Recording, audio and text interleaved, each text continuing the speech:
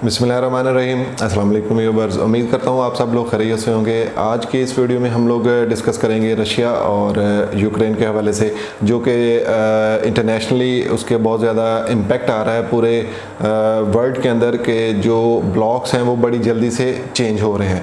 तो इस जो रशिया ने अटैक किया यूक्रेन के ऊपर, उसकी रीज़न क्या थी, और उस अटैक के बाद जो यूरोप है या नेटो का जो उनका जो बैड फेस है वो जो दुनिया के सामने आया, उसके इम्पैक्ट ग्लोबली क्या पड़ रहे हैं और पाकिस्तान इसमें अपना पार्ट कैसे प्ले कर रहा है। तो स्टार्ट करते हैं आज की video. My name is Rahman Dugar and you are watching my YouTube channel struggle to success.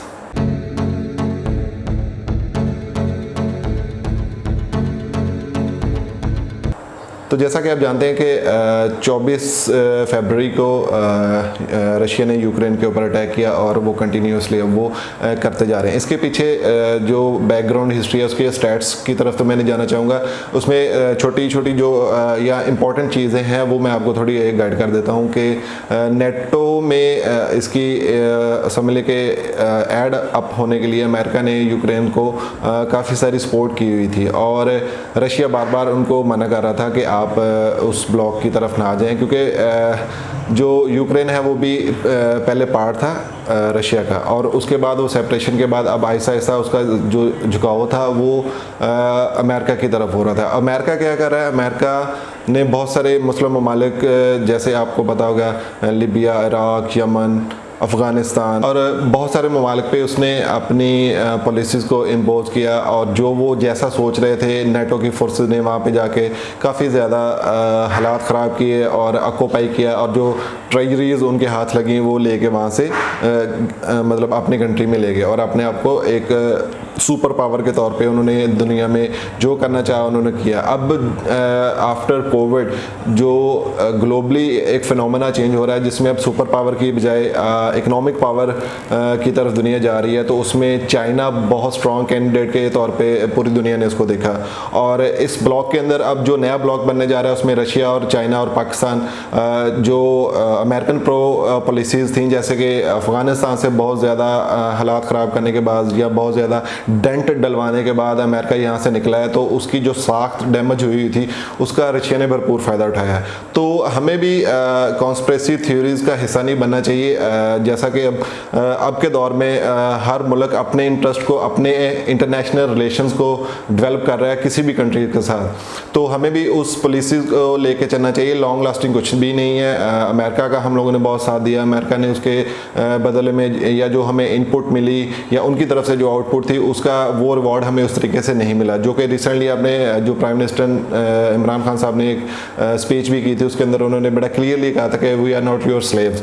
So it means कि हमें अपने डिसीजंस खुद लेने हैं। नो डाउट हमारे मुल्क के अंदर आफ्टर हम लोगों ने जो देखी थी वो 60s के बाद या 80s या 90s के दौर तक बहुत ज़्यादा एक पीक था पाकिस्तान के ऊपर। उसके बाद अमेरिका के ब्लॉक में गए, कॉन्स्पिरेसी थ्योरीज आई, USSR को अमेरिका ने हमारे थ्रू या अफगानिस्तान को साथ मिला के हम लोगों ने उनको डैमेज किया और छोटे छोटे कंट्रीज़ बने। तो वो पॉलिटिक्स जिस तरीके से पहले चल रही थी या डिप्लोमेसी जिस तरीके से पहले चल रही थी, अब आफ्टर कोविड वो बड़ी तेज़ी से अब ये आप समझ लें कि जिस कंट्री के पास रिसोर्सेज हैं उसकी जो भी वॉइस है वो लोगों तक पहुंच रही है, या वो अपनी वॉइस जो है वो उस तरीके से रिकॉर्ड करवा रहा है, या वो अपने रिलेशन उस बेसिस पे बना रहा है कि उसने किन कंट्रीज़ के साथ अच्छे रिलेशन रखने हैं, किन को सेकंड पे रखना है और किन को उन्होंने उस तरीके से एंटरटेन नहीं करना। जैसा कि पाकिस्तान की एक पॉलिसी डेफर से चलती आ रही है कि हम लोग इसराइल को उस तरीके से हम लोग मानते नहीं हैं, हम लोग उनको एक as a country as a nation नहीं एक्सेप्ट करते। तो जहाँ बात इसराइल की हो रही है, साथ साथ हम लोग जो तुर्की है उसका भी मैं यहाँ पे जिक्र करना ज़रूर चाहूँगा। उसकी रीज़न ये है कि तुर्की हम लोगों को बड़ी मोटिवेशन मिली, उन्होंने जो अर्तुगरुल की जो सीरीज़ बनाई और वो जो मोटिवेशंस थी वो पाकिस्तानियों ने, मुस्लिम ने, पूरी दुनिया में उनको सराहा गया और वो पॉलिसीज़ इंप्लीमेंट हो रही थी। तो ये एक वीडियो मैं आपको पहले दिखा रहा हूँ कि तुर्की के और इसराइल के किस तरीके से रिलेशन हैं। ये वीडियो देखें, आपको बहुत अच्छे तरीके से आइडिया हो जाएगा कि तुर्की किस तरीके से इंटरनेशनल कंट्रीज़ को वेलकम कर रहा है और वो किस तरीके से सोच रहा है, या सऊदी अरब किस तरीके से कर रहा है, तो हम लोग क्या कर रहे हैं।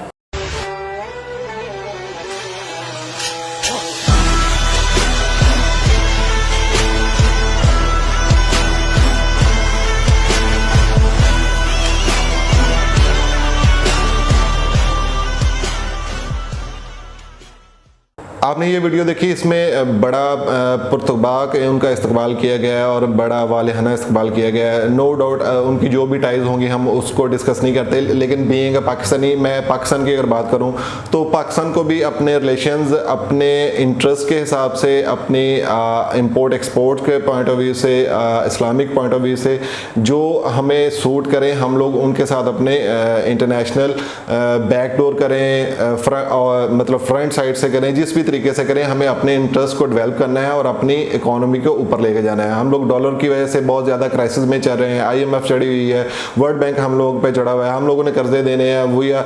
और अगर हम लोग बात करें, इसमें काफ़ी सारे टॉपिक हैं, मैं सारे टॉपिक को अभी डिस्कस नहीं करना चाहूँगा, वीडियो बहुत ज़्यादा लेंथी हो जाएगी। तो जो अभी इंटरनेशनल फिनोमेना जो बना हुआ है उसमें हमें पाकिस्तान को चाइना, तो हम लोगों ने चाइना का ब्लॉक सेलेक्ट कर लिया कि हमने चाइना के साथ जाना है, अमेरिका के साथ नहीं जाना।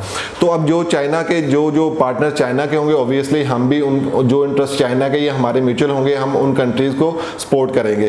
तो जैसे यूनाइटेड नेशन में पाकिस्तान ने उस तरीके से खुल्लम खुला उसको सपोर्ट या डिक्लाइन नहीं किया, बल्कि सपोर्ट तो आप कह लें कि रशिया को हम लोगों ने किया है। जिस दिन उन्होंने बम्बिंग या आप बोल लें कि अटैक उनके ऊपर किया, उस दिन हमारा प्राइम मिनिस्टर वहाँ पे मौजूद था। तो हम लोग पूरी दुनिया को ये मैसेज किया, लेकिन उसकी बहुत सारे लोग इस चीज़ को भी डी क्रिटिसाइज कर रहे हैं या क्रिटिसाइज आप कह ले कर रहे हैं। उसकी रीज़न ये है कि बहुत सारे लोग अपने पॉइंट ऑफ व्यू से सोच रहे हैं, जो कंट्री की पॉलिसी है उसको हम लोगों ने पॉजिटिव वे में लेके चले हैं, ना कि हम लोग उसको इमरान खान या प्राइम मिनिस्टर जो हमारे हैं उनकी हर पॉलिसी को हम लोग नुक्ताचीनी की तरफ चलते हैं। हमारा जो इतना बुरा हशर हुआ है ना, इस पर भी मैं एक स्पेशल वीडियो बना के दूंगा कि बीइंग पाकिस्तानी हम लोग कौन कौन से फ्लॉज कर रहे हैं, कौन कौन सी हम लोगों ने गलतियाँ की हैं और किन गलतियों को हमें सुधारना चाहिए। अभी रिसेंटली ये जो वोट ऑफ कॉन्फिडेंस के लिए हम लोग ये नून लीग वाले या दूसरे PDM जो भी है वो इस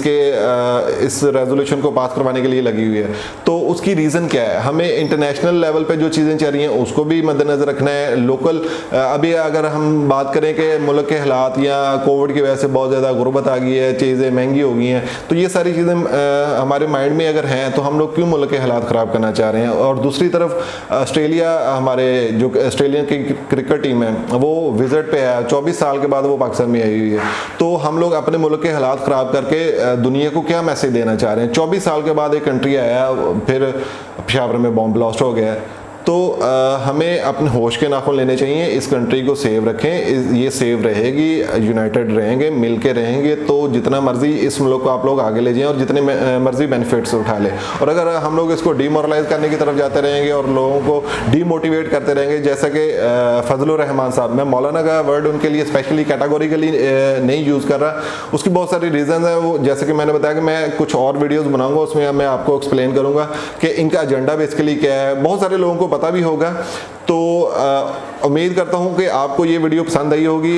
यूक्रेन की हम लोग बात कर रहे थे, उसमें यूक्रेन में जैसे ही रशिया ने अपना अटैक किया, वहाँ पे बहुत ज़्यादा रेसिज्म भी देखने में आया। जैसा कि उन्होंने जो वाइट क्रिश्चियंस हैं उनको प्रायोरिटी पे रखा है, उसके बाद जो आपके ये एशियंस हैं इनको सेकंड कैटेगरी में रखा है, और जो रेसिज्म की मैं बात कर रहा हूँ उसमें उन्होंने जो ब्लैक हैं, अफ्रीकन्स हैं, उनको उन्होंने थर्ड कैटेगरी में डाला है। तो डिस्क्रिमिनेशन, रेसिज्म ये बहुत ज़्यादा उभर के सामने आई है। रशिया का अटैक करने के बाद डुअल फेस जो है यूरोप का, नेटो का, या ये जो डेवलप कंट्रीज़ हैं उनका जो उनकी जो फीलिंग्स बाई रही हैं कि वो मुस्लिम कंट्रीज़ के हवाले से या पाकिस्तानियों के हवाले से या मुसलमान कंट्री बल्कि कहना चाहिए, इनके हवाले से उनका पॉइंट ऑफ व्यू क्या है। तो उनको वो लोग, उनके चिल्ड्रंस नहीं हैं, उनकी फैमिलीज़ नहीं हैं, वो स्कूल कॉलेज हॉस्पिटल उनके अगर जिस तरीके से दबा रहे हैं तो किसी ने भी कंडेम नहीं किया। अब जब ये यूरोप पे अटैक हुआ है तो ये अपने आप को सो कॉल्ड सोफिस्टिकेटेड सोसाइटी कहना शुरू हो गए हैं। तो हम भी मुसलमान हैं, हम भी इंसान हैं, हमारे भी बात है, हमारी भी फैमिलीज हैं, तो इनको दोनों तरफ देखना चाहिए था। इन्होंने देखना तो है नहीं, ये हमें डे फर्स्ट से पता है, जो हमारी यही लड़ाइयाँ चलती आ रही हैं। तो इस चीज़ को आप लोग भी देखें जहाँ पे ह्यूमैनिटी की हेल्प आउट हो सकती है, ह्यूमैनिटी को हेल्प हमें करना चाहिए रादर देन कि हम लोग, इस्लाम हमारा यही कहता है। लेकिन बहुत सारी चीज़ें जो सडनली चेंज हुई हैं, कुछ लोग जो सपोर्ट कर रहे थे इन चीज़ों को, उनके लिए आई ओपनिंग है ये कि वहाँ पे जो MNCs हैं, जैसे कोका कोला है, स्टारबक्स है, आपका यूनिलीवर है, इन लोगों ने ओपनली कहा है कि हम लोग वहाँ पे अपना ऑपरेशंस नहीं करेंगे। तो बहुत सारे उसमें मैसेजेस भी आए हैं फेसबुक के ऊपर या सोशल मीडिया के ऊपर, ये काफ़ी चीज़ें चल रही हैं। तो इन ब्रांड्स को भी देखना चाहिए कि इन्होंने जब जो भी लाइक आप कह लें कि यमन के ऊपर, इराक या लिबिया के ऊपर अटैक्स हुए हैं, तब इनकी स्ट्रेटजी क्या थी, और फ़लस्तीन और इसराइल के हवाले से इनकी क्या स्ट्रेटजी है। तो ये डुअल फेस जो सडनली सामने आया है, इसकी वजह से मेरा नहीं ख्याल कि हमें भी अपनी उसी पॉलिसी को लेकर चलना चाहिए जो पिछले 40, 50 या 70 साल से चलती आ रही है कि हम लोग एक ही बकेट में बैठे हुए हैं, अमेरिका वाली बकेट में। तो हमें अपनी जो न्यू ब्लॉक्स बन के आ रहे हैं, अब ये एशिया का टाइम नज़र आ रहा है। तो एशिया में इकोनॉमी के पॉइंट ऑफ व्यू से जैसे कि हम लोग चाइना के साथ लगे हुए हैं, नो डाउट उसमें भी कुछ रिजर्वेशन है चाइना को लेकर, लेकिन फिर भी वो हमारा नेबर कंट्री है। अमेरिका कहाँ बैठा हुआ है, अमेरिका इंडिया को साथ मिला के हमारे हालात ख़राब करने के चक्कर में रहते हैं। और ये सारे जो कंट्रीज़ हैं, यूरोपीय यूनियन है, हम लोग एक दूसरे को ये नीचा दिखाने के लिए और अपना वेपन सेल करने के लिए, जैसे हम लोग अभी चाइना से हम लोगों ने J-10C परचेज़ की हैं और बहुत सारी और मशीनरी हम लोगों ने उनसे परचेज़ की है। तो चीज़ें बार्टर सिस्टम चलता है, क्रेडिट भी चलता है, ये सारी चीज़ें चलती हैं। तो उम्मीद करता हूँ आपको आज की वीडियो पसंद आई होगी। इसमें बहुत सारी चीज़ें आज हमने डिस्कस की, यूक्रेन और रशिया की वार के हवाले से, ब्रांड्स की स्ट्रेटजी के हवाले से, पाकिस्तान के इंटरनेशनल और लोकल जो रिलेशनशिप्स हैं उसको लेके। उम्मीद करता हूँ आपको ये वीडियो पसंद आएगी। लाइक एंड सब्सक्राइब ज़रूर करें हमारे चैनल को, ताकि मज़ीद आने वाली वीडियोज़ आप लोगों तक पहुँचती रहें। अपना बहुत सारा ख्याल रखिएगा। अल्लाह हाफ़िज़।